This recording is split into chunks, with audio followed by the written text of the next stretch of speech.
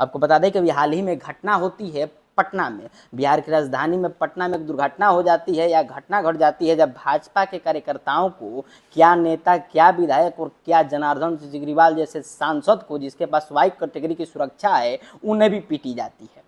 पूरी घटना होती है शिक्षकों को लेकर, कई मांगों को लेकर भाजपा के जो कार्यकर्ता होते हैं, जो नेताजी होते हैं, वो सड़क पर विधानसभा के मार्च के निकलते हैं। उसी में रहते हैं भाजपा के युवा नेता जो वर्तमान समय में भाजपा के जो काराकाट लोकसभा क्षेत्र के प्रभारी हैं श्री त्रिविक्रम नारायण सिंह, जो भी हमारे साथ हैं, और इनको भी सर पर डंडे से मारा जाता है पुलिसिया जीत जी के द्वारा, और इतना मारा जाता है कि इनको 14 टाके लगाए जाते हैं। सर की हालत गंभीर थी, उसके बाद काफ़ी देर बाद इनको इलाज जो हुआ, इलाज के बाद इनकी अभी जो स्वास्थ्य है इनसे जाने के। सर अभी कैसे हैं?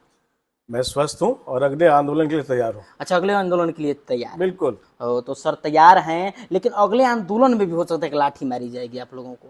मुझे लगता है कि भारतीय जनता पार्टी का एक एक कार्यकर्ता बिहार को लेकर कमिटेड है। अच्छा, लाठियां कम पड़ जाएंगी, हमारे सर कम नहीं होंगे, लेकिन हम हाथ नहीं उठाएंगे। तो हम मारना भी कम नहीं करेंगे सर? हम तैयार हैं उसके लिए। उसके लिए भी तैयार है? उसके लिए भी तैयार है, लेकिन युवाओं के मांग को लेके उनकी लाठियां कम पड़ जाएंगी, बाजू थक जाएंगे। हमको कोशिश करेंगे उग्र करने का, हम उग्र नहीं होंगे।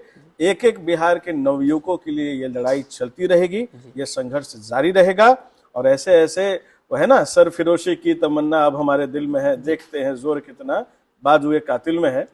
घबराना तो है नहीं हम लोग को, और अपने घर के लिए तो लड़ नहीं रहे। सर एक कहा जाता था पहले के नेताजी भी कहते, तो अभी भी वो नारे लगते हैं कि जब सड़कें सुनी हो जाती हैं तो सदन में बैठे लोग आवारा हो जाते थे। लेकिन अभी देखा जाता है कि जो माननीय नीतीश कुमार हैं, खासकर जदयू के जो नेताजी लोग हैं, आपके साथ सत्ता में थे तब भी और अभी लालटेन के साथ है तब भी, लेकिन लाठियां दोनों बार चलाई जाती हैं, कभी राजद पिटता है कभी बीजेपी, लेकिन जदयू वाले लोग बच जाते हैं।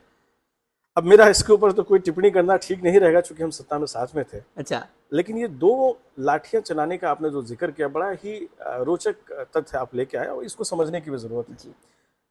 पहले जब बंद का आह्वान महागठबंधन के आज नीतीश जी के जो साथी हैं वो लोग जब करते थे तो पटना सूना हो जाता था, डर के मारे दुकानें नहीं खुलती थी। वो कहते थे कि हम शांतिपूर्ण भी करेंगे, तभी भी ये पूरा का पूरा पटना सूना हो जाता था। हम सब उसके गवाह हैं। अच्छा, 13 तारीख को भारतीय जनता पार्टी ने आक्रोश मार्च कहा। आक्रोश अपने आप में एक क्रांतिकारी शब्द है जिसके कई मायने निकल सकते थे। आक्रोश मार्च के बाद भी आपने देखा होगा कि गांधी मैदान से लेकर विधानसभा तक सारी दुकानें खुली हुई थी। ये भारतीय जनता पार्टी पे जनता का विश्वास है, बिहार के जनता का विश्वास है कि कुछ भी हो जाए ये अनुशासन नहीं लागेंगे, और यही हुआ भी। अगर भारतीय जनता पार्टी को छोड़ के किसी भी और पार्टी की अगर ये मार्च होता और पुलिस ने ऐसी कार्रवाई की होती, आप इसको विश्वसनीयता से और गंभीरता से मैं कह रहा हूं कि पटना का माहौल कुछ और होता। आपने ध्यान दिया होगा, आपके भी साथी थे वहां पे, आपके भी कुछ साथियों को चोट आई है उसमें, और आपने जिस तरह से लोकतंत्र का चौथा खंभा बन के आप लोगों ने लोकतंत्र की रक्षा की और लोकतंत्र का आईना बने आपने लोगों को दिखाया, वो अपने आप में एक साहसिक कदम था। आपने देखा कि किस तरह से जब हमारे पटना के पदाधिकारी, जो एडमिनिस्ट्रेशन कहता है कि हमको आपको रोकना था डगबंगला चौराहे पे, तो डगबंगला चौराहे पे आने वाले रास्तों में आवाजाही की गाड़ी क्यों छोड़ी गई, बच्चे महिलाएं गाड़ी में जा रहे थे, और आपने वहां से भारतीय जनता पार्टी के कार्यकर्ताओं को लखेदना शुरू किया। आप किसी अनिष्ट को बुलावा दे रहे थे। अगर आप इसकी तैयारी में थे, आपके पास आंसू गैस था, आपके पास वाटर कैनन था, उस रोड पे सिविलियन गाड़ी क्या कर रहा था? आप तो चाहते थे कि भारतीय जनता पार्टी के कार्यकर्ताओं को प्रोवोक करें।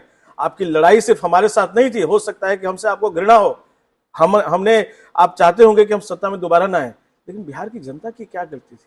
एक भी अनिष्ट अगर हो जाता तो क्या करते हम? लेकिन ये भारतीय जनता पार्टी के कार्यकर्ता थे। एक भी टूटा हुआ गाड़ी का शीशा मुझे आप दिखा दीजिए। सर आपके साथ तो अनिष्ट नहीं हुआ, आपने किसी के साथ नहीं किया, लेकिन आपके पार्टी के एक नेताजी बेचारे जो इस दुनिया में नहीं रहे, काफी लोग घायल हो गए। हमने अभी वीडियो में देखा कि जो जनार्दन सिग्रीवाल जी हैं, महाराजगंज के सांसद, वाई कैटेगरी की सुरक्षा है, फिर भी बिहार पुलिस के जवान उससे भी मजबूत है, कमांडो से भी मजबूत हो चुके हैं, लगातार उनको पीटा जा रहा है। इससे तो मिर्ची वाला जो खेल है वो क्लियर हो जाता है। लेकिन अंत में यह साबित होती है कि वहाँ के डीएम प्रेस कॉन्फ्रेंस करके बताते हैं कि जो जनार्दन सिग्रीवाल जी है, बाकी जो जिनकी मृत्यु हुई वहां पर घटनास्थल पर नहीं पहुंच पाए थे, उनकी दूसरी कारण से मृत्यु हो गई। वो कौन सा कारण था? अब इसके ऊपर तो मैं क्या कहूं, निर्लजता भी छोटा शब्द हो जाता है इसमें। हमारे भाई की शहादत हो गई, उसका पार्थिव शरीर पड़ा हुआ है, अभी पोस्टमार्टम हुआ नहीं है, और आला अधिकारियों ने सर्टिफिकेट दे दिया कि इनकी मृत्यु क्यों हुई है। अच्छा। ये तो एक नया ही चलन, एक नया स्कैनर लगा होगा हमारे बिहार सरकार के पास आया होगा, जिसमें उन्होंने पता कर लिया कि मृत्यु का कारण क्या होता है। अच्छा। घर वाले बिलक के कह रहे हैं कि एक रोटी खा के जा रहे हो, वो कह रहे हैं कि हम धरना में जा रहे हैं, प्रदर्शन में जा रहे हैं, उनके साथी कह रहे हैं, कोई कह रहा है कि हमारे साथ गाड़ी में बैठ के चलो, तो वो कहे हम ट्रेन में जाएंगे। एविडेंस है, सब लोग घर वाले कह रहे हैं क्या करना है, लेकिन उन्होंने बिना सीसीटीवी कैमरा देखे हुए, बिना कुछ देखे, उन्होंने सर्टिफिकेट दे दिया कि वो यहाँ नहीं आए थे। भारतीय जनता पार्टी ने बिहार व्यापी आक्रोश मार्च का एक तैयारी की थी, तो हमारा पार्टी का जिला का महामंत्री यहाँ क्या करने आया था? शॉपिंग करने तो आया नहीं होगा, नीतीश जी का कीर्तन करने तो आया नहीं होगा, आया था इसे धरने में। अब हमारा एक नागरिक मरा है, भारतीय जनता पार्टी के महामंत्री होने के साथ वो हमारे बिहार का एक युवा भी थे, हमारे एक नागरिक भी थे। उनके लिए थोड़े तो कम से कम अच्छे शब्दों का इस्तेमाल कर लिया जाता है, रिपोर्ट तो आ जाने देते, अनुसंधान तो कर लेते, सर्टिफिकेट पहले काहे दे रहे हैं? अच्छा। आपके सर्टिफिकेट देने के बाद तब आपका निकलता है पोस्टमार्टम, किस पे भरोसा करें हम?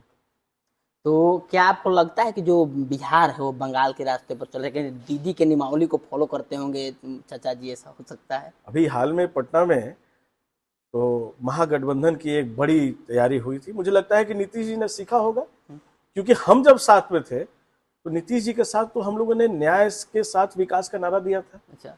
और जो आज उनके साथ बैठे हुए हैं, उनके लोगों ने भी बहुत धरना प्रदर्शन किया था, लेकिन कभी इस तरह की घटना उनके साथ तो हुई नहीं। तो मुझे लगता है कि ये जो देश में नरेंद्र मोदी जी के खिलाफ जो लड़ने का एक मुहिम बन रहा है, उन्होंने उसका एक आगाज कर दिया है कि हम ऐसे ही डंडे के बल पे, हम बल के प्रयोग करते हुए लोकतंत्र की आवाज को दबा के हम बिहार और देश में राज बनाएंगे। लेकिन ये बिहार है, ये भारत है। यहाँ एक गरीब चाय बेचने वाला का बेटा को जब सर पे चढ़ा के देश की जनता प्रधानमंत्री बना देती है, तो बिहार में ये सब चलने वाला नहीं है। बिहार तो क्रांति का क्षेत्र, क्रांति की भूमि रही है, लोकतंत्र की जननी रही है।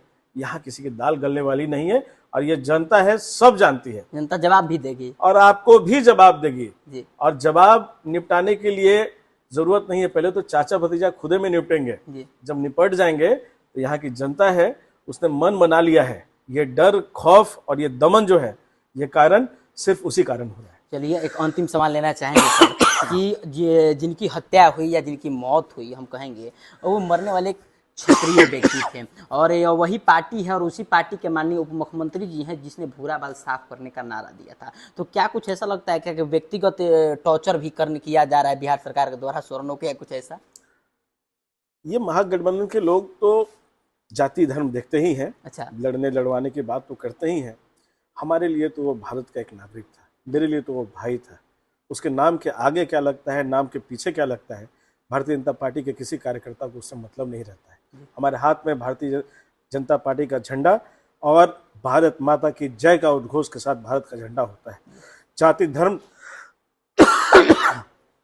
क्षमा प्रार्थी हूँ, जाति धर्म तो हम जानते ही नहीं है। हमारे लिए रोटी सबसे बड़ा धर्म, और रोजगार और युवा सबसे बड़ी शिक्षा हमारे लिए सबसे बड़ी जाति है जी। इसी को हम लेके चलते हैं। शहादत हमारे भाई को। पीड़ित परिवार के लिए क्या किया जाएगा आपके पार्टी के द्वारा, आया आपके नेतृत्व में? उस पीड़ित परिवार के बारे में हमारे आज प्रदेश अध्यक्ष जी भी उस घर में गए हैं। वो हमारे लिए पार्टी ही परिवार है और परिवार ही पार्टी है। उस परिवार के साथ भारतीय जनता पार्टी का एक एक कार्यकर्ता, एक एक सिपाही उस घर के बेटे की तरह खड़ा रहेगा। तो आप सुन रहे थे श्री त्रिविक्रम नारायण सिंह जी को, जिन्होंने साफ साफ कहा कि जातिवाद और धर्मवाद जैसी जो राजनीति होती है महागठबंधन के लोगों पर शोभा देती है। यह देश की राजनीति करते हैं, युवाओं के लिए राजनीति करते हैं, शिक्षा स्वास्थ्य जैसे मुद्दों पर राजनीति करते हैं। बहरहाल हम ये बात करेंगे कि उस परिवार वह पीड़ित है, उसके साथ भी अब राजनीति हो रहा है, या किस हद तक सही है, आप भी कॉमेंट बॉक्स में जरूर बताइएगा। बाकी मेरा नाम हिमांशु है, मिलते हैं एक अगली वीडियो में। बन रहे तब तक लिए हमारे साथ, दीजिए हमारी पूरी टीम को इजाजत। धन्यवाद।